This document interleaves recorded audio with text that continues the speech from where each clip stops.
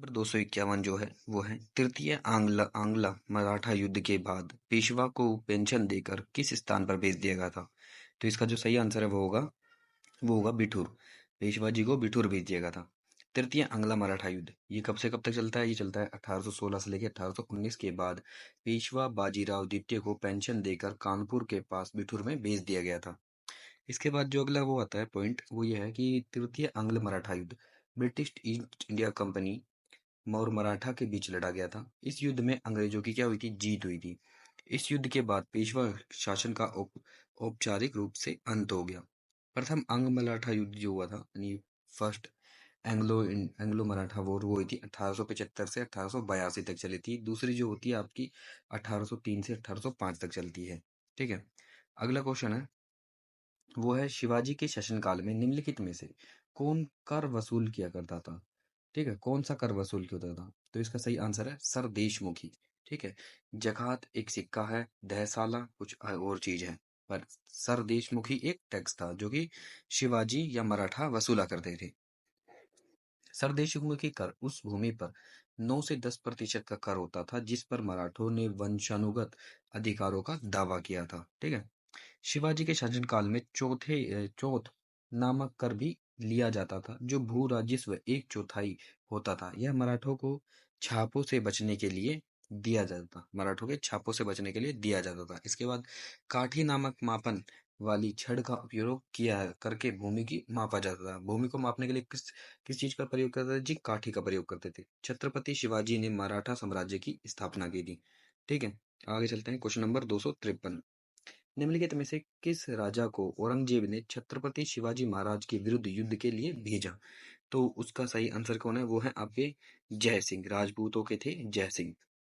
औरंगजेब ने 1665 में राजा जयसिंह को छत्रपति शिवाजी महाराज के विरुद्ध लड़ने के लिए भेजा था। ठीक है। इस युद्ध में राजा जयसिंह ने मराठा राजा छत्रपति शिवाजी महाराज जी को पराजित कर दिया, जिसके तदुपरांत शिवाजी महाराज को पुरंदर की संधि जो 1765 में साइन करनी पड़ी थी वो करनी पड़ती है। ठीक है। क्वेश्चन नंबर 254 है वो कुछ इस प्रकार है कि शिवाजी का जन्म इनमें से किस किले में हुआ था? क्या प्रतापगढ़ में हुआ था, क्या रायगढ़ में हुआ था, क्या शिवनेरी में हुआ था, या पन्हेला में हुआ था? तो शिवाजी का जन्म कहाँ हुआ था? तो इसका जो सही आंसर है वो है option number D, Shivneri. Shivneri में शिवाजी का जन्म हुआ था। शिवाजी का जन्म 1627 में शिवनेरी के दुर्ग में हुआ था। ठीक है।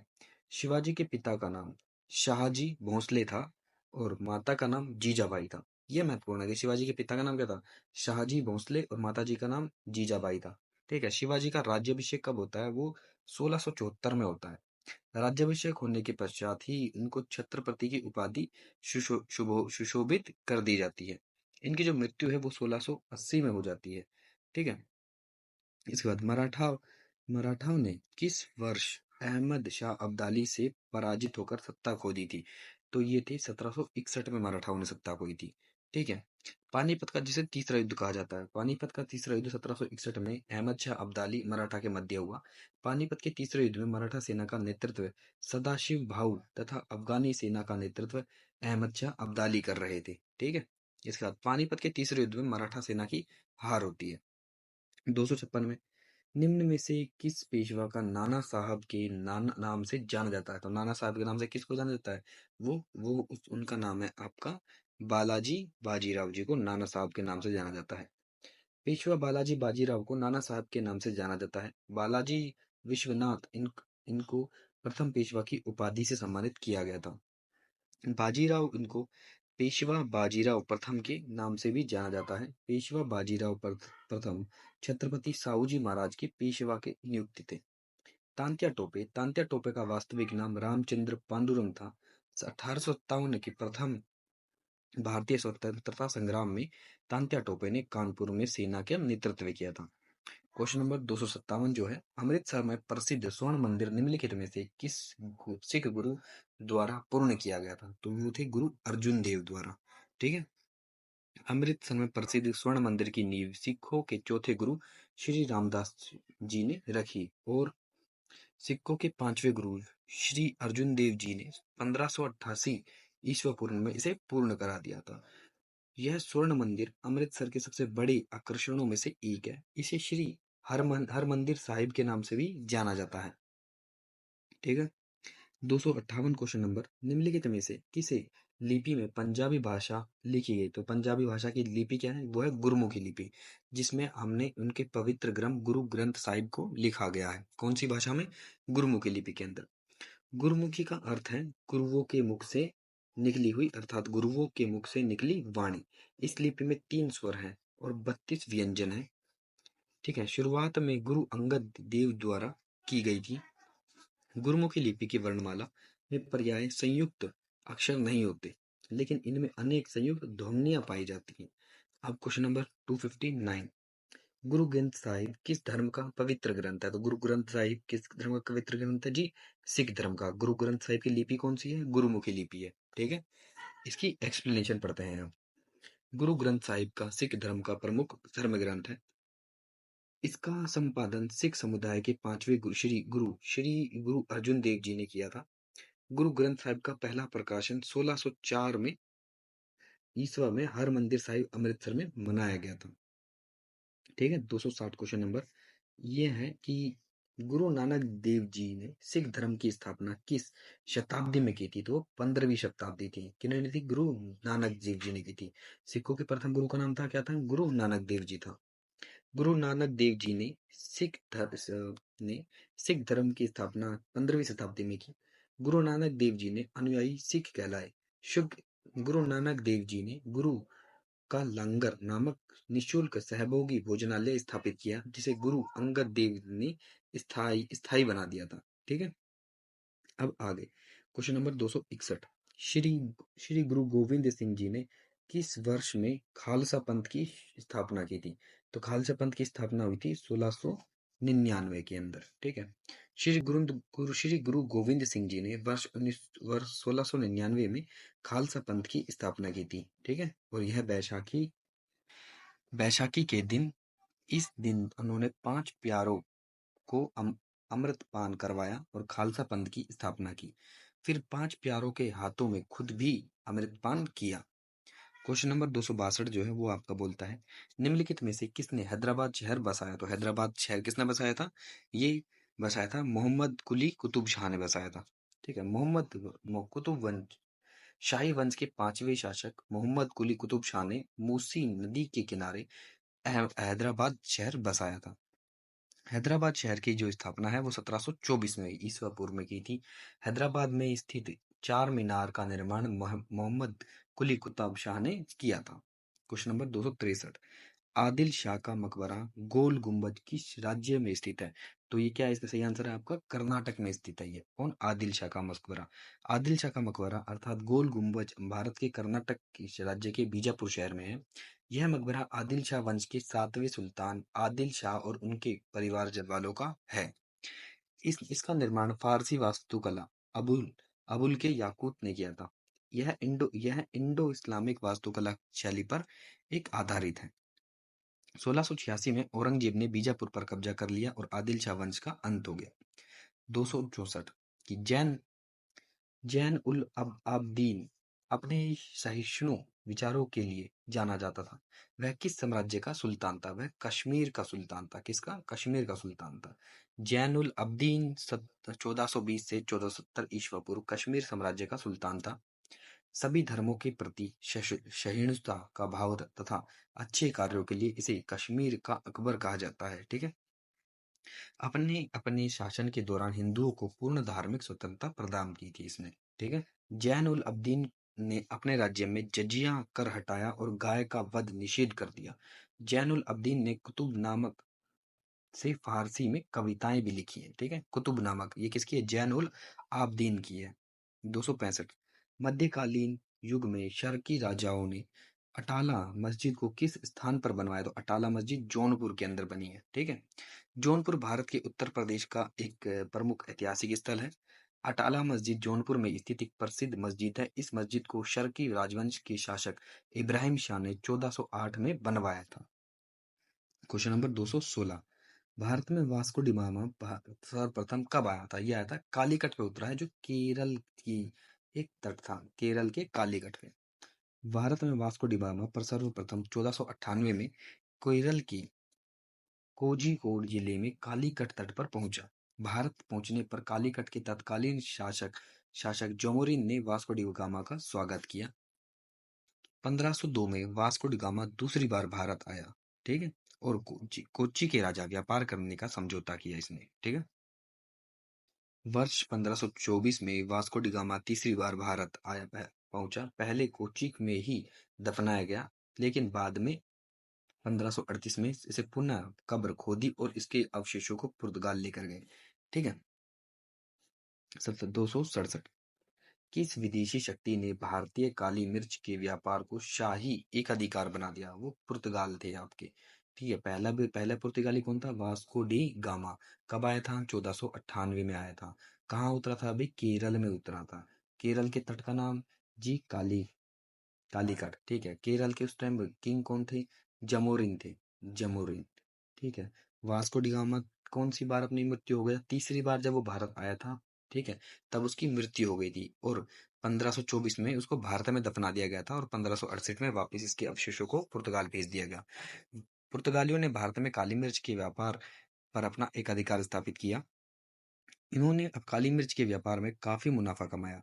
काली मिर्च के व्यापार में मुनाफा और पुर्तगालियों के भारत आने के बाद भारत और यूरोप के बीच व्यापार को में एक नया युग शुरू हुआ। पुर्तगालियों ने भारत में अपना पहला कारखाना कालीकट, जो कहाँ है? केरल में स्थापित किया। ठीक है। पुर्तगालियों का दूसरा कारखाना कन्नूर में स्थापित हुआ। ठीक है। क्वेश्चन नंबर 268, भारत में समुद्री व्यापार केंद्र स्थापित करने के वाले पहले यूरोपीय लोग कौन थे? वो आपके पुर्तगाली ही थे। पुर्तगाली व्यापार वास्को डी गामा ने 1498 को भारत के नए समुद्री मार्ग में की खोज की। वास्को डी गामा सर्वप्रथम भारत के पश्चिमी तट पर स्थित कालीकट बंदरगाह पहुंचा। भारत में आने वाली यूरोपीय शक्तियों का क्रम इस प्रकार है। सबसे पहले पुर्तगाल आएंगे। ठीक है। उसके बाद डच आएंगे। उसके बाद अंग्रेज आएंगे, देन डेनिश और फ्रांसीसी। गोवा को पुर्तगाल से किस वर्ष आजादी मिली थी? तो वो 1961 था। कौन सा भाई ऑपरेशन था? पुर्तगालियों द्वारा गोवा पर कब्जा 1510 में किया गया था। 1510 से 1661 में लगभग 450 वर्ष गोवा पुर्तगालियों के अधीन था। ऑपरेशन विजय नाम था के तहत सेना ने गोवा को पुर्तगालियों के कब्जे में 19 दिसंबर 1961 में निकाल लिया और 19 दिसंबर को गोवा डे मनाते हैं हम। कैप ऑफ गुड होप कहाँ स्थित है? ये दक्षिण अफ्रीका में स्थित है। अगर इस टाइप का कोई अफ्रीका बताए तो यहाँ पर स्थित है cap of good hope. Cap of good hope दक्षिण अफ्रीका में स्थित है। कैप ऑफ गुड होप से होकर ही पुर्तगाली व्यापार वास्को डी गामा कालीकट के तट पर पहुंचा था। कैप ऑफ गुड होप पर पहुंचने वाले का श्रेय सर्वप्रथम पुर्तगाली व्यक्ति बार्टोलूम डियास को जाता है। कैप ऑफ गुड होप का अन्य नाम उत्माशा अंतरिप है। ठीक है। Question number 271। क्वेश्चन नंबर 271 जो है वो कुछ इस प्रकार है कि बक्सर के युद्ध में अंग्रेजी सेना का नेतृत्व किसने किया था? तो हेक्टर मुनरो ने किया था। बक्सर का युद्ध कब होता है? ये होता है आपका 1864 में। 1887 की क्रांति के बाद होता है। इसमें त्रिगुट सेना होती है और हेक्टर मुनरो जो थे उस टाइम वहाँ के कमांडर, वो इन सबको हरा देते हैं। 22 अक्टूबर 1764 में बिहार के बक्सर में लड़ी गई थी। इस लड़ाई में अंग्रेजों की जीत हुई थी। इस जीत के बाद अंग्रेजों ने बंगाल पर शासन पूरी तरह स्थापित कर लिया था। ठीक है। इस लड़ाई में अंग्रेजों के विरुद्ध बंगाल के नवाब मीर कासिम, अवध के नवाब सिराजुद्दौला और मुगल सम्राट शाह आलम द्वितीय की सेनाएं लड़ी थी, जिसे त्रिगुट सेनाओं का नाम दिया गया था। इस लड़ाई के बाद 1765 में इलाहाबाद की संधि होती है और इस संधि के तहत मुगल साम्राज्य ने बंगाल को अंग्रेजों दे दिया। मुगल सम्राट ने बंगाल को अंग्रेजों को दे दिया। 272 प्लासी के युद्ध में ब्रिटिश ईस्ट इंडिया कंपनी सैन्य दल का नेतृत्व किया। किसने किया था? तो वो रॉबर्ट क्लाइव ने किया था। ठीक है। प्लासी का युद्ध कब होता है? ये 1757 में होता है। प्लासी का युद्ध 1757 में किया गया था। प्लासी नामक स्थान पश्चिम बंगाल नदिया जिले में है। किसमें? नदिया जिले में। प्लासी का युद्ध तत्कालीन बंगाल के नवाब सिराजुद्दौला अंग्रेजी रॉबर्ट क्लाइव की सेना के मध्य होता है। Robert Clive east India company द्वारा भारत में नियुक्त बंगाल का प्रथम गवर्नर था। रॉबर्ट क्लाइव ने बंगाल में वैध शासन प्रणाली का जनक माना जाता है। 273 एंग्लो मैसूर युद्ध 18वीं शताब्दी के दौरान मैसूर के शासकों और अंग्रेजी ईस्ट इंडिया कंपनी के बीच लड़े गए डैश युद्धों की एक श्रृंखला है। तो इनके बीच में कितने युद्ध हुए हैं? 4 युद्ध हुए हैं। ब्रिटिश ईस्ट इंडिया कंपनी तथा मैसूर साम्राज्य के बीच 4 एंग्लो मैसूर वॉर हुआ है। सबसे पहला होता है 1767 से 1769 पेज। दूसरा होता है 1780 से 1784। तीसरा होता है 1790 से 1792। और चौथा जिसमें टीपू सुल्तान जी की मृत्यु हो जाती है वो होता है 1799 में। ठीक है। आंग्ल मैसूर युद्ध का समापन निम्नलिखित में से किस युद्ध के साथ हुआ था? तो आंग्ल मैसूर युद्ध का समापन किस युद्ध के साथ हुआ? श्रीरंगपट्टनम का युद्ध हुआ था। आंग्ल मैसूर युद्ध श्रीरंगपट्टनम के साथ समाप्त हुआ। अब देखो यहाँ पे 4 युद्ध बता रखे हैं, वही एंग्लो मराठा एंग्लो इंग्लिश युद्ध। पहला होता है 1767 से 1769। गवर्नर जनरल कौन होता है? हेनरी वेरलस्ट होते हैं। संधि की होती है मद्रास की संधि। दूसरा होता है 1780 से 84 के बीच में वॉरेन हेस्टिंग होते हैं गवर्नर, और मैंगलोर की संधि साइन होती है। तीसरा होता है 90 से 92 कॉर्नवालिस के टाइम पे श्रीरंगपट्टनम। और चौथा 1799 में वेलिजिली थी और श्रीरंगपट्टनम ही थी। 1799 में टीपू सुल्तान जी की मृत्यु हो जाती है। श्रीरंगपट्टनम में चौथे एंग्लो मैसूर युद्ध में किसकी हत्या की गई थी? तो वो कौन थे आपके? Tipu Sultan, missile man of Tipu Sultan.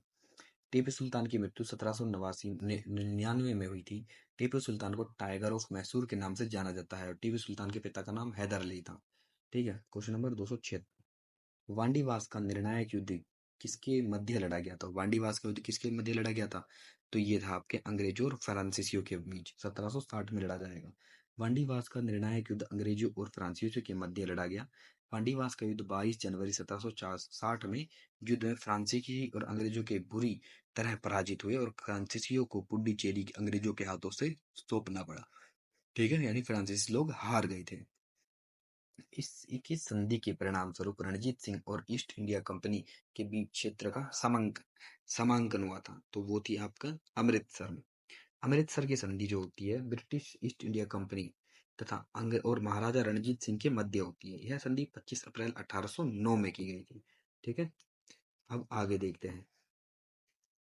East India company की तरफ से चार्ल्स मेटाकॉफ ने हस्ताक्षर किए। इस संधि के अनुसार सतलज नदी को सिख साम्राज्य और ब्रिटिश भारत के बीच सीमा माना जाएगा। Question number 278। निम्नलिखित में से किसने 1558 में झांसी के किले की घेराबंदी की थी? वो कौन थे? सर हिरोज नाम था उनका। ठीक है। वर्ष 1758 में जनरल हिरोज की कंपनी बालों ने झांसी के किले की घेराबंदी की। झांसी के किले का निर्माण ओरछा के शासक राव वीर सिंह देव ने कराया था। ठीक है। लक्ष्मीबाई का विवाह किससे हुआ था? इनका विवाह हुआ था आपका महाराजा गंगाधर राव से हुआ था। लक्ष्मीबाई का जन्म वाराणसी में हुआ था। इनके बचपन का नाम मणिकर्णिका था। क्या था? मणिकर्णिका। इनका विवाह झांसी की राजा गंगाधर राव के साथ हुआ था। इनकी मृत्यु ग्वालियर में हुई थी। ग्वालियर में ही इनकी समाधि स्थित है। रानी लक्ष्मीबाई ने 1857 में क्रांति का एक नेतृत्व किया था। कहाँ? झांसी से। मंगल पांडे ने चर्बी काले कारतूस का प्रयोग करने से कहाँ मना किया था? वो बैरकपुर छावनी थी। ठीक है, बैरकपुर कैंट। मंगल पांडे ने ब्रिटिश ईस्ट इंडिया कंपनी के 34वीं बंगाल नेटिव इन्फेंट्री के सैनिक थे। इन्होंने जानवरों की चर्बी वाले कारतूसों के प्रयोग से संबंधित ईस्ट इंडिया कंपनी के खिलाफ बैरकपुर में विद्रोह किया। 1857 में बैरकपुर में फांसी दे दी गई। 1857 ईस्वी विद्रोह में शहीद होने वाला प्रथम स्वतंत्रता सेनानी थे। Question number 281। 10 मई 1857 को ब्रिटिश भारत में 1857 का विद्रोह निम्नलिखित में से किस शहर में हुआ था? तो ये विद्रोह सबसे पहले 1857 का होता है मेरठ के अंदर। ठीक है। 1857 के विद्रोह की शुरुआत 10 मई 1857 मेरठ छावनी से हुई थी। प्रमुख केंद्र दिल्ली से जो नेतृत्व करता थे वो मुगल बादशाह बहादुर शाह जफर थे। बिहार के जगदीशपुर जगह से कुंवर सिंह थे। ठीक है। इलाहाबाद से लियाकत कली थे। लखनऊ से बेगम हजरत महल थी। झांसी से लक्ष्मीबाई झांसी की रानी। फैजाबाद मौलवी अहमदुल्ला थे। बरेली से खान बहादुर खान। कानपुर से तांत्या टोपे और नाना साहिब थे। और कश्मीर से गुलाब सिंह। 282। किससे भारत की आजादी का पहला युद्ध कहा जाता है? तो वो सिपाही विद्रोह थे। ठीक है, जो 1857 में होता है। सिपाही विद्रोह भारत की आबादी का पहला युद्ध कहा जाता है। सिपाही विद्रोह 18 मई 1857 में मेरठ से शुरू किया गया था। सिपाही विद्रोह को भारतीय विद्रोह पर सर्वप्रथम भारतीय स्वतंत्रता संग्राम से भी जाना जाता है। Question number 283। किस वर्ष 1857 ईसा पूर्व विद्रोह के विदेशियों विरुद्ध नेतृत्व करने वाले आरोपी में मुकदमा चलाया गया और रंगून निर्वासित किया गया तो और 1862 में उनकी मृत्यु हुई थी। वो दिल्ली के सम्राट थे बहादुर शाह जफर फर्स्ट। बहादुर शाह जफर ने 1837 में 62 वर्ष की आयु में मुगल सिंहासन पर बैठे। बहादुर शाह जफर दिल्ली में हुमायूं की कब्र से गिरफ्तार किया गया था। बहादुर शाह जफर भारत का अंतिम मुगल शासक था। निम्नलिखित में से कौन सा युग सुमेलित नहीं है? तो इसका सही आंसर है कुका आंदोलन, असम का, उनका नहीं है ये। फहरजी आंदोलन बंगाल का है। मोपलाम विद्रोह आपका मालाबार का है। कुका आंदोलन असम का नहीं है। पावना विद्रोह बंगाल का है। कुका आंदोलन पंजाब में हुआ था वर्ष 1840 से 72 के बीच। कुका आंदोलन की शुरुआत भारत भगत जवाहर मल के द्वारा की गई थी और भारत में इसका नेतृत्व राम सिंह कुका ने किया था। 285 अहम विद्रोह 1828 का नेतृत्व निम्नलिखित में से किसने किया था? किसने किया था? गोमधर कुंवर ने किया था। 1828 में हुए अहोम विद्रोह का नेतृत्व अहोम वंश के राजकुमार गोमधर कुंवर ने किया था। यह विद्रोह ब्रिटिश ईस्ट इंडिया कंपनी के खिलाफ तथा वर्तमान बांग्लादेश के रंगपुर में किया गया था। यह विद्रोह असम में ब्रिटिश शासन में आजादी की मांग पर पहला उदाहरण है। 286 वेल्लोर में सिपाही विद्रोह किस वर्ष हुआ था? तो ये होता है 1806 में होता है वेल्लोर में सिपाही विद्रोह। वेल्लोर विद्रोह वेल्लोर क्रांति 1806 को हुई थी। ईस्ट इंडिया कंपनी के खिलाफ भारतीय सिपाहियों द्वारा बड़े स्तर पर हिंसक विद्रोह पर पहला उदाहरण था। 1857 के भारतीय विद्रोह से आधी सदी पहले। पागलपंथी विद्रोह कहाँ हुआ था? तो ये बंगाल में हुआ था। पागलपंथी विद्रोह 1813 में बंगाल में होता था। ठीक है। इसके बाद पागलपंथी विद्रोह के द्वारा तत्कालीन समाज के लोगों द्वारा जमींदारों के अत्याचार के विरुद्ध आवाज उठाई। पागलपंथी विद्रोह मुख्यतः गारो जनजाति के लोगों से संबंधित है। पागलपंथी विद्रोह उत्तरी भारत में संचालन करने का विषय कमर कर, करम शाह या करीम शाह को जाता है। ठीक है। संग्राम संगमा विद्रोह कहाँ हुआ था? ये असम में हुआ था। संग्राम संगमा विद्रोह 1906 में असम में हुआ था। संग्राम संगमा विद्रोह का मुख्य कारण अंग्रेज द्वारा आदिवासी जातियों का शोषण था। अंग्रेजों ने आदिवासी जातियों के क्षेत्र को सीमित कर दिया, जिसके फलस्वरूप इन जातियों के उनके अधिकारों का वंचित होना पड़ा। 289 किसान सभा आंदोलन किस भारत में हुआ? तो किसान सभा आंदोलन बिहार में हुआ। किसान सभा आंदोलन बिहार राज्य में प्रारंभ हुआ। किसान सभा आंदोलन का नेतृत्व बिहार में स्वामी सहजानंद सरस्वती ने किया। स्वामी सहजानंद सरस्वती ने 1919-29 में बिहार प्रांतीय किसान सभा का गठन किया था। 290 पावना किसान विद्रोह निम्नलिखित में किस राज्य में? तो पावना का हुआ था पश्चिम बंगाल में हुआ था। पासे पावना पासे पश्चिम बंगाल। पाबना किसान विद्रोह 1873 से 76 ईसा पूर्व के दौरान पश्चिम बंगाल में हुआ। पाबना पाबना किसान विद्रोह जमींदारों द्वारा किसानों का शोषण के विरुद्ध हुआ। ठीक है। पाबना किसान विद्रोह आंदोलन के प्रमुख नेताओं में से भूपाल ईशान चंद्र थे। भारत